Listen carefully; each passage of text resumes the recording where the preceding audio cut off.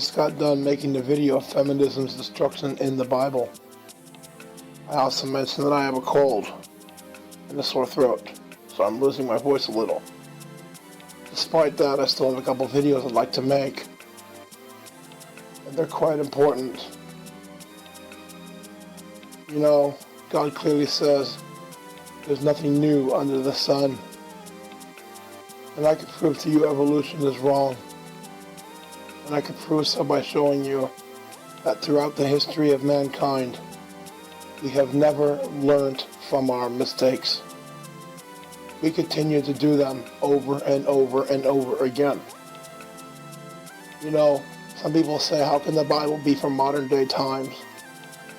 The Bible was designed to complete a cycle. And you can see the cycle throughout history repeating itself.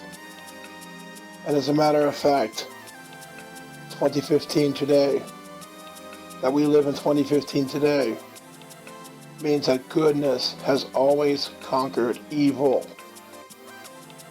For 6,000 years, goodness has always conquered evil. But you see, the reason why the Bible relates to 2015 is that the Bible just completely does a circle. Not everything comes through every time. Some things take events to happen. But you have to understand things like Hitler, World War I, all these situations. It's always good versus evil. Every war you ever see is good versus evil. Sometimes it's evil versus evil. But goodness always prevails. So the Bible is going to continuously repeat itself until goodness can no longer prevail. And this is when goodness will cry out to God to send Jesus back down to earth, where Jesus will then come and set the earth straight.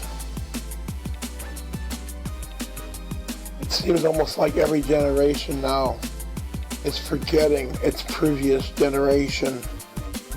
You do not learn from your mistakes. World War II did not take 10 to 20, 30 years to create. It happened in a mere 5 years. It can happen at any time again, folks. You have to be smarter than this. You have to know what you're doing. Nothing in this world is free. When somebody wants to offer you something for free, there's usually a catch to it. You know, when your president promises you free health care, that should be a major red flag that something's not right. You should know by now, because your parents should have educated you. They should have known from their parents. And on and on and on. You see, you're all replicas of Adam and Eve. Every one of you is a copy from a copy from a copy. You have evolutionists today saying, if we were created, God made a poor creation. Well, if that's the case, then I ask for you right now to go to a photocopy machine and take a photocopy of any picture in a magazine, and then take more copies of it, and take about a couple of millions of copies of it, a couple of billion copies, and see if they're just as good as the original still was. That's how we work as humans. We keep procreating. But what we're really doing is just remaking ourselves up new all over again. Up new is how they would say it in Dutch. We keep making ourselves over again. We take our genes and pass them on to the next generation. We are just basically copying ourselves. You know, everybody that's alive today has actually been alive for 6,000 years, but you never think about it that way. Your bloodline, your heritage is 6,000 years old. You all come from Adam and Eve. At one point, your blood was sitting on the Ark of Noah. You know, Noah's Ark. Your bloodline was sitting on that boat too. Everything that is alive today was once on that boat. Maybe not the specific one that you have, not your specific dog that you have, but its ancestors sat on that boat. We all sat on that boat. It is time to remember our legacy, because this new governmental creation out there wants to destroy all of our heritage, wants to make us forget everything that we ever were, and wants us to focus on what we will become.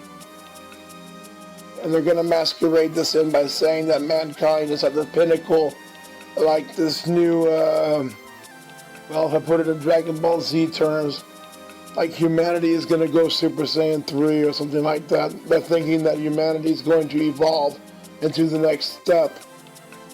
But humanity is de-evolving. If you look at mankind, how they behave, they're only one step away from animals, okay? Give a right crisis and they will turn into animals. We're not evolving, folks. Evolution is a scam. And with that said, I also want to say, the TV show, The Big Bang Theory, every week you're being scammed and spammed with this theme song. But if you ever bothered to read the words, you'll see that you're being brainwashed into believing the theory of the Big Bang. You know, CERN as well is going to try to rip open the fabric of time and space to prove the Big Bang Theory. We have a bunch of people right now that have built the most biggest machine on the planet that decided they want to create antimatter, and these are people not even believe in God. So while we already know there is a spiritual realm out there, that yin and yang really means the spirit realm and the earthly realm, and in between is the veil. So when you look at the symbol of yin yang, you'll see black and white. You'll see a line in between them, separating them. That's the veil. That's the veil that God talks about. We are looking right now at CERN, and CERN is actually threatening the entire world and the universe by trying to open this portal right now. We already as Christians know there is a spirit realm. We don't need to see it. We're not trying to force God. We're not trying to rip open God's curtain. They're absolutely insane to try this. Even Stephen Hawking says they're absolutely insane to try this. Actually, let me think 1 second what his real words were. Oh yeah, humanity will have the ultimate wake-up call. Does that sound like something you want to have? It's the biggest machine in the world to open up a pit. Now, do I believe that this might be the pit of hell? No, I do believe that they're trying to open up a portal to the spirit realm. It's not a delusion, folks. This is all real. You all don't understand the occult, what's going on in your lives. I want to tell you this. They do everything to you in plain sight. They cloak it, calling it entertainment. They do it to you in plain sight so they can get rid of their own guilt. Because they can always say, see, we told you so all along, but you didn't stop us. You could have stopped us at any time, folks. We gave you movies that showed you exactly what we were going to do, but you didn't care to stop us. It's all your fault. Remember, the narcissist always blames somebody else. They will literally destroy the world and then blame somebody else for it. Most people today do not believe that such evil exists. They believe that's only in movies and in stories. It's in reality, folks. I mean, even the Tower of Babel was a portal to heaven. There are staircases to heaven. That is no joke. But what CERN is trying to do right now is going to try to rip open the portal to tear down the shroud that separates the spirit realm from the earthly realm. And when that happens, the Bible has nothing good to say about it happening. It talks about it in full detail. And none of it's good. But CERN is going to activate in September. And I told you all to keep your calendars marked for September 28th. I've told you this in many videos. Mark your calendars for September 28th. Something big is going to happen.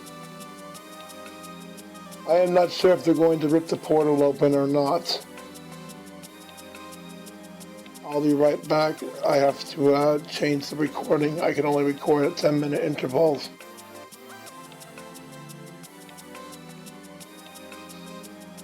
For me, this is part 2. For you, it's still one long continual video.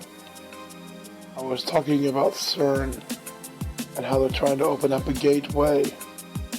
You know, a television show, The Big Bang Theory, is used to promote what CERN is trying to do. When you understand that everything in this world that you're seeing that's highly paid for where there's a lot of pushback against, where people are really pushing the spread to the masses. Usually those things are very dark and demonic. If you understand what's going on, you can see it all very clearly. The devil wants to convince you that everything is not real, that it's just entertainment.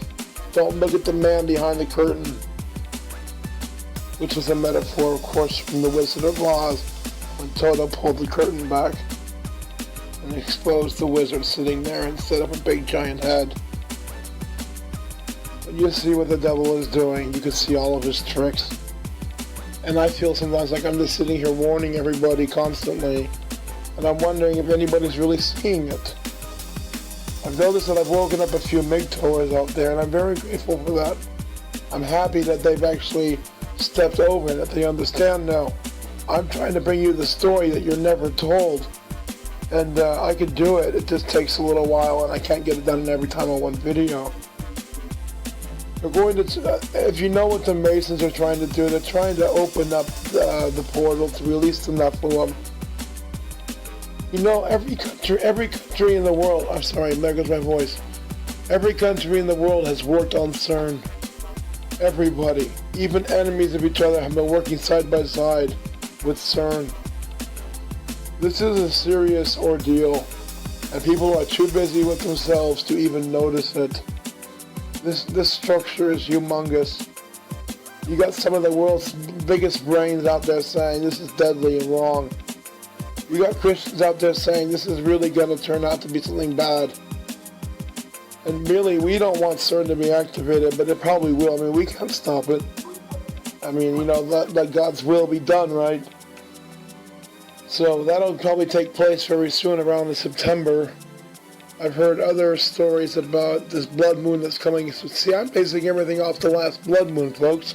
There's been 4 blood moons with an incredible supermoon in between in the last 2 years. And September's going to be the last blood moon, September 28th. This is why I say something bad is going to happen, something gigantic and something biblical is going to happen on September 28th. Many people actually believe that Jesus is going to return. That's not true, because the Bible has a lot of things that have still not been happened yet. A lot of prophecy needs to be fulfilled still. But there's also a lot of prophecy that has been fulfilled. I think if you took 100 prophecies of what it would take for Jesus to return, I think we've done about 77 out of 100. If you were just to take up 100 prophecies, I mean, even things like things that are completely out of everybody's control. Like, okay, let's just say, for example, that the Illuminati is influencing the world to believe that the world is coming to an end. That they're trying, let's just say that the Illuminati is trying to push the biblical book of Revelations, so to bring it to some anticlimactic ending instead of the glorious ending that the Bible promises. That would be a great way to throw off humanity from believing in religion, right? Making the book of Revelation seem like it's going to happen, and then it just fizzes out, deads out. That would make a lot of people give up on religion. And I think that's what the real plan is, to make the book of Revelation seem like it is coming true, but then bring no end result. Just staging it all. That's a possibility. It's a real, genuine possibility. But there is also a possibility that cannot be ignored, such as Jesus prophesizing that the Sea of Galilee would dry up, and that is now happening. That there would be blood moons, that is happening. But there are a lot more other things that are happening right now. I don't want to get into it too much. I'm getting really tired with my voice. It's hard to talk. But I'm just trying to say there are a lot of prophecies that have been fulfilled already. And one of the biggest ones was the reestablishment of Israel. I mean, it even says that that generation shall not die, it shall not pass until Christ returns. I mean, that generation, that's what, 100 years. So let's take 1947, 1946, and just count up 100 years. That's 2046 at the max. We are already in 2015. We don't know when he's coming back, but he promised that he's going to come back like a thief in the night. Unexpected, completely throw everybody off guard. Those that love him will be saved by him. Those that don't love him will be destroyed by him. And as a man who understands a lot of male pain and suffering, and knowing that pain and suffering can lead you away from the Bible, here is somebody who has suffered just like you, of trying to pull you in so you don't go down with the ship when that day comes. I have no ill intent for you. I have no desire to steer you in the wrong direction. I don't talk with scripts. I don't pre-type what I'm going to say. I don't do any of that. I just talk to you like a normal human being would to another human being. I want you saved so that you can be, so that all your suffering on earth will be worth something. You see, when you don't believe in God, all the suffering you've endured in life and all the love that you served in life will just evaporate at the end of your life. Or it could be a reward. God said it'll be a reward. He knows all your suffering. He knows all your heart. He knows everything about you. All he wants from you is that you contact him and take that first step and invite him. People always say to me, why can't I find God? Or you should prove to me that God is real. I can't do that. You yourself have to invite him in. Talk to him. Say, okay, to the Father of to the God of Isaac, Abraham, and Jacob, I want to know if you're real. Just show me if you're real or not. Forgive me of my sins. Cleanse me of my illnesses. Strengthen me with the blood of Jesus Christ. Wash me in his blood. Write my name in the book of life. Please show me the truth. Lift the veil of insanity off my eyes. If you basically just ask for those things and then sign off by saying, in the name of Jesus, your son, amen. If you basically just say a simple prayer like that, he will contact you. He will step up. You have to invite him. And you don't have to get on your hands and knees, put your hands together. That's not all really true. You can also just talk to him like how I'm talking to you guys right now. And you will hear in your head a voice back. If you don't believe me, just say, hey, Jesus Christ, I want to know if you're real right now. Please forgive me of my sins. And then just simply watch how you start feeling right afterwards. Listen to what your body's telling you afterwards. Just feel the weightlessness you're going to feel. The sensation of floating. That's because your sins have been forgiven. And how can your sins be forgiven unless Jesus Christ is real? This is Word of Fire. Despite having a sore throat, still had to bring that message to you all. Saying good night all. Have a good evening. Bye.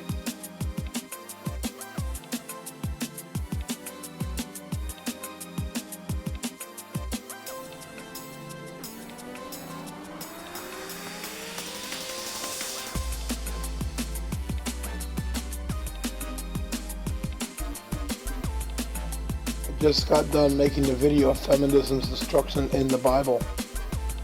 I also mentioned that I have a cold and a sore throat, so I'm losing my voice a little. Despite that, I still have a couple videos I'd like to make, and they're quite important. You know, God clearly says there's nothing new under the sun, and I can prove to you evolution is wrong. And I can prove so by showing you that throughout the history of mankind, we have never learned from our mistakes. We continue to do them over and over and over again. You know, some people say, how can the Bible be from modern day times? The Bible was designed to complete a cycle. And you can see the cycle throughout history repeating itself. And as a matter of fact, 2015 today, that we live in 2015 today, means that goodness has always conquered evil. For 6,000 years, goodness has always conquered evil. But you see, the reason why the Bible relates to 2015 is that the Bible just completely does a circle. Not everything comes true every time. Some things take events to happen. But you have to understand things like Hitler, World War I, all these situations. It's always good versus evil. Every war, you have about a couple of millions of copies of it, a couple of billion copies, and see if they're just as good as the original still was. That's how we work as humans. We keep procreating, but what we're really doing is just remaking ourselves up new all over again. Up new is how they would say it in Dutch. We keep making ourselves over again. We take our genes and pass them on to the next generation. We are just basically copying ourselves. You know, everybody that's alive today has actually been alive for 6,000 years, but you never think about it that way. Your bloodline, your heritage is 6,000 years old. You all come from Adam and Eve. At one point, your blood was sitting on the Ark of Noah. You know, Noah's Ark. Your bloodline was sitting. You have to know what you're doing. Nothing in this world is free. When somebody wants to offer you something for free, there's usually a catch to it. You know, when your president promises you free health care, that should be a major red flag that something's not right. You should know by now, because your parents should have educated you. They should have known from their parents. And on and on and on. You see, you're all replicas of Adam and Eve. Every one of you is a copy from a copy from a copy. You have evolutionists today saying, if we were created, God made a poor creation. Well, if that's the case, then I ask for you right now to go to a photocopy machine and take a photocopy of any picture in a magazine, and then take more copies of it, and take a see as good versus evil. Sometimes it's evil versus evil, but goodness always prevails. So the Bible is going to continuously repeat itself until goodness can no longer prevail. And this is when goodness will cry out to God to send Jesus back down to earth, where Jesus will then come and set the earth straight. It seems almost like every generation now is forgetting its previous generation. You do not learn from your mistakes. World War II did not take 10 to 20, 30 years to create. It happened in a mere 5 years. It can happen at any time again, folks. You have to be smarter than